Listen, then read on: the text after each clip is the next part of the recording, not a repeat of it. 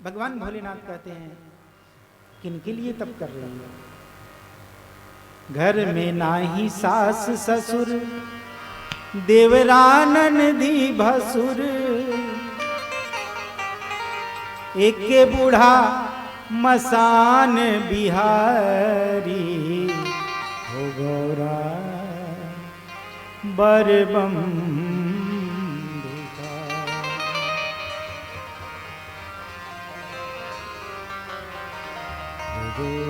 श्री राम। एक अकेला बूढ़ा है घर में, किससे बात करोगे? और किसके कहने पे तप करने आई हो? आपको भगवान भोलेनाथ के लिए तप करने को किसने कहा था?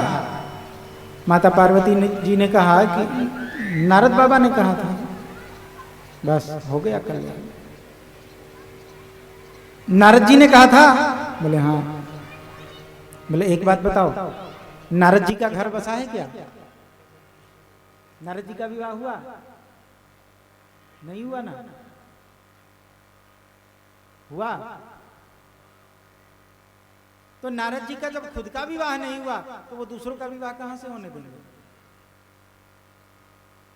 अरे चुपचाप ये तप वप करना छोड़ो, चलो और किसी से हम आपका विवाह करवा देते हैं। अनेक प्रलोभन दिए हैं, लेकिन माता पार्वती ने इस ब्रह्मचारी को भी कहा नहीं, मैं अपने गुरुदेव श्री नारद जी की जो आज्ञा है उसको नहीं छोड़ने वाली।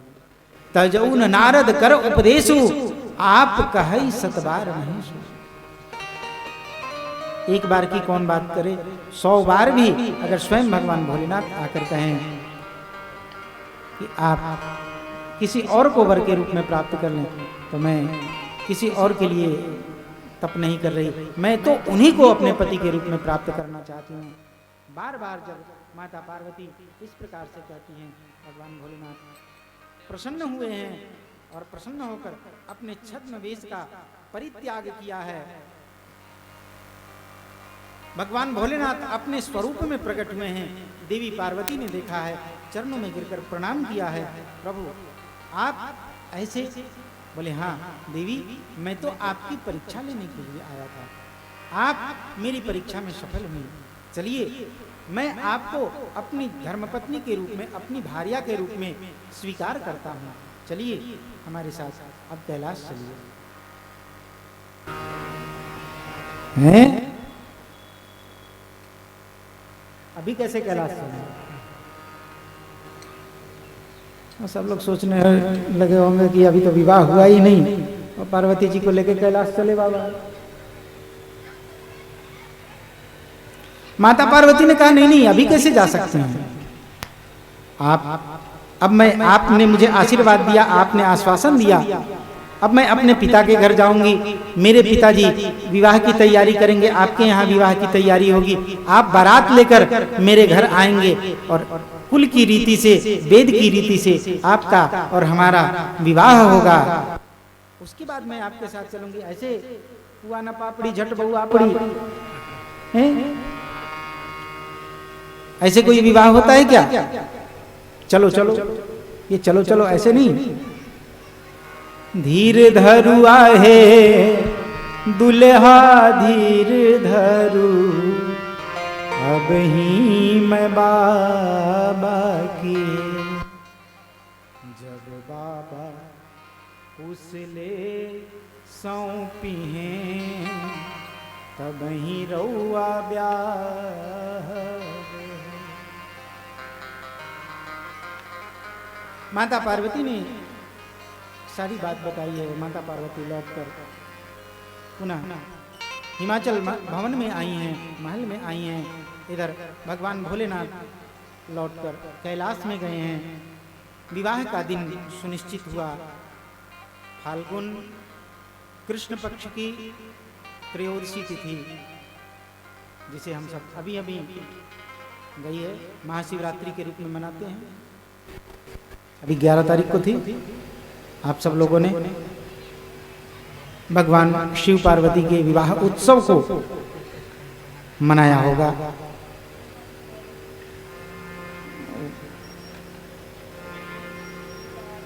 ये उत्सव क्यों मनाया जाता है? ये उत्सव बार बार इसलिए मनाया जाता है, माता पिता के विवाह में बच्चे नहीं होते हैं, नहीं होते हैं ना। माता पिता का विवाह, फिर बच्चे आनंद लेना चाहते हैं कि हम भी देखें हमारे माता पिता का विवाह कैसे हुआ। तो आजकल तो खैर वो उसकी रिकॉर्डिंग वगैरह देख लेते हैं, वो एक अलग बात है। लेकिन ये प्रथा, ये परंपरा इसलिए चलाई गई, ये उत्सव की परंपरा, कि बच्चे भी अपने माता पिता के उस विवाह के उत्सव का आनंद ले सके, उत्सव को मना सके। इसीलिए ये उत्सव मनाया जाता है। इसीलिए भगवान भोलेनाथ और माता पार्वती का ये विवाह उत्सव मनता है, जिसे हम शिवरात्रि कहते हैं, ताकि हम उस उत्सव का, जिस प्रकार भगवान भोलेनाथ और माता पार्वती का विवाह हुआ था, उस उत्सव को आज भी उसी प्रकार से मनाकर भगवान भोलेनाथ और मैया का विवाह उसी प्रकार से दर्शन कर हम पुनः आनंद ले सकें, इसलिए ये विवाह उत्सव मनाया जाता है। तो भगवान भोलेनाथ का विवाह का दिन सुनिश्चित हुआ। फाल्गुन कृष्ण पक्ष की त्रयोदशी तिथि पत्रिका लिखी गई और पत्रिका लिखकर पत्रिका भगवान भोलेनाथ को दी गई। बाबा ये लग्न पत्रिका, इसे आप संभाल के रखें। बाबा ने कहा अब हमारे ये कैलाश में कोई ताला चाबी तो है नहीं, कोई पेटी वेटी तो है नहीं कि उसमें भर के रख दें। तो फिर भगवान भोलेनाथ ने कहा लाओ, अपने बागंबर के नीचे उस लग्न पत्रिका को दबाया है। जय जय श्री सीता। भगवान भोलेनाथ ने उस लग्न पत्रिका को दबाया, देवता लोग वहां से चले गए। धीरे धीरे धीरे धीरे समय व्यतीत हुआ, समय बीतते बीतते बीतते बीतते एक दिन वह भी समय आया जिस दिन भगवान भोलेनाथ का विवाह सुनिश्चित था। देवता लोग आए हैं कैलाश में और आकर भगवान भोलेनाथ की जय जयकार करते हैं। हर हर महादेव।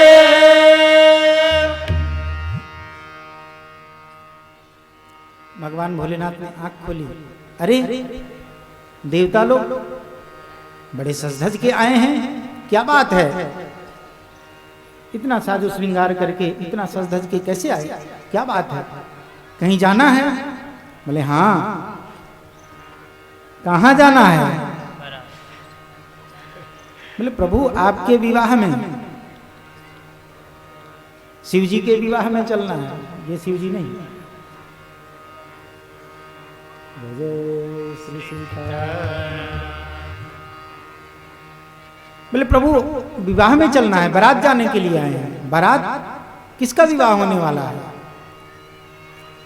देवता लोग सोचने लगे संसार का कोई दूल्हा होता तो पहले से उंगली पे गिन रहा होता कि अब कितने दिन बाकी बचे। अब 2-4 दिन ही बाकी बचे, तो पहले से गिन रहा होता। इनको पता ही नहीं है, अरे प्रभु आपका विवाह होने वाला है, आपके विवाह का दिन आज सुनिश्चित है। आपके विवाह के लिए, मेरे विवाह के लिए? हाँ, आपको लग्न पत्रिका लिख के दी गई थी ना, विवाह का दिन सुनिश्चित था। वो लग्न पत्रिका कहाँ है? भगवान भोलेनाथ ने कही वो यहीं तो रखी थी। वो लग्न पत्रिका निकाली, लग्न पत्रिका निकाल के देखने लग गए, उसमें जो कुछ लिखा था सब वो गंगा जी की धार से सब बह गया था। केवल पत्रिका बची थी, कुछ लिखा तो था नहीं उसमें।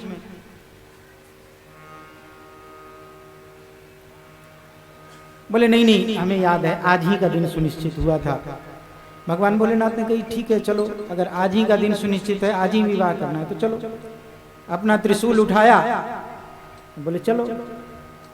देवताओं ने कहा हे भगवान, अरे विवाह करने के लिए कोई ऐसे ही थोड़ी ही जाता है। बोले फिर कैसे जाता है? बोले उसका श्रृंगार होता है, उसके कुछ विधि विधान हैं, वो विधि विधान होते हैं। देखिए आपके ससुराल पक्ष में माता पार्वती के यहाँ कितने विधि विधान हो रहे हैं, कितने साजो सामान तैयार किया गया है, माता जी का श्रृंगार कैसा किया जा रहा है। भगवान भोलेनाथ ने कहा कि वहाँ तो सब श्रृंगार करने वाले हैं, सब विधि विधान करने वाले, उनके माता पिता भाई बहन सब लोग हैं, तो वो कर रहे हैं। हमारे यहाँ कौन है भला विधि विधान करने वाला? तो यहाँ विधि विधान भला कौन करेगा? देवताओं ने कहा चलो कोई नहीं है तो हम आपके यहाँ का विधि विधान करते हैं। एक बड़ी कौतुक की बात हुई। भगवान भोलेनाथ, अभी ये सब बात हो ही रही थी कि तब तक भगवान भोलेनाथ के परम मित्र भगवान नारायण लक्ष्मी जी सहित गरुड़ पर बैठ करके आए। जैसे ही भगवान नारायण को गरुड़ पर से उतरते हुए देखा है, भगवान भोलेनाथ दौड़ पड़े अपने मित्र से गले मिलने के लिए। अब भगवान भोलेनाथ कुछ पहनते तो है नहीं, बाघंबर लपेटे थे और बाघंबर के ऊपर से बाघंबर कहीं खुल के ना गिरे तो उसके लिए ऊपर से एक सर्प लपेट लिया था और सर्प को ऐसे लपेट लिया था ताकि वो कस के कमर में बंधा रहे। भगवान भोलेनाथ दौड़ के गए, भगवान नारायण के पास पहुंचने वाले थे। भगवान नारायण की सवारी गरुड़, भगवान के कमर में जो भगवान भोलेनाथ के कमर में जो सर्प पड़ा हुआ था वो थोड़ी दूर तक तो धैर्य रखे था। जैसे ही भगवान भोलेनाथ गरुड़ के निकट पहुंचे, सर्प ने सोचा कि इनका क्या जाएगा, ये कोई दूसरा सर्प पकड़ के कमर में बांध लेंगे, मेरी तो जान चली जाएगी। वो सर्प निकल के वहां से भाग पड़ा और सर्प के भागते ही बाघंबर नीचे।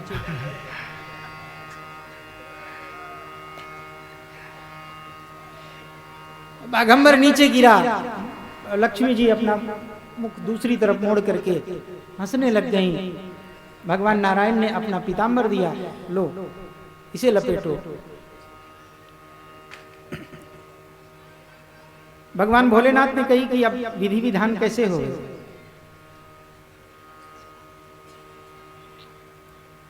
देवताओं ने कहा चलो हम ही